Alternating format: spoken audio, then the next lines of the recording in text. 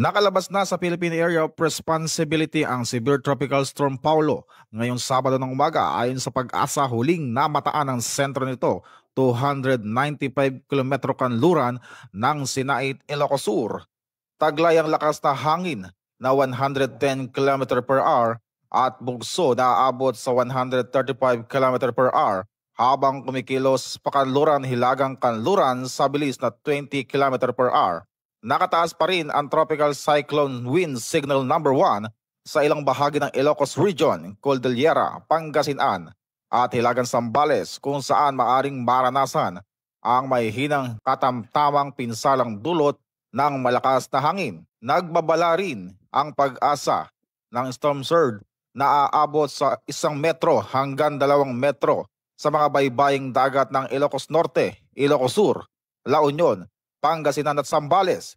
Inaasahan ding magiging katamtaman hanggang maalon ang karagatan sa Hilagang Luzon at mga kalapit na lugar. Kaya pinapayuhan ng maliit na sasakyang pangdagat na huwag mo nang pumalaot. Patuloy namang tinatahak ni Paulo ang direksyong patungong Southern China at inaasahang muling lalakas bilang bagyo sa mga susunod na araw.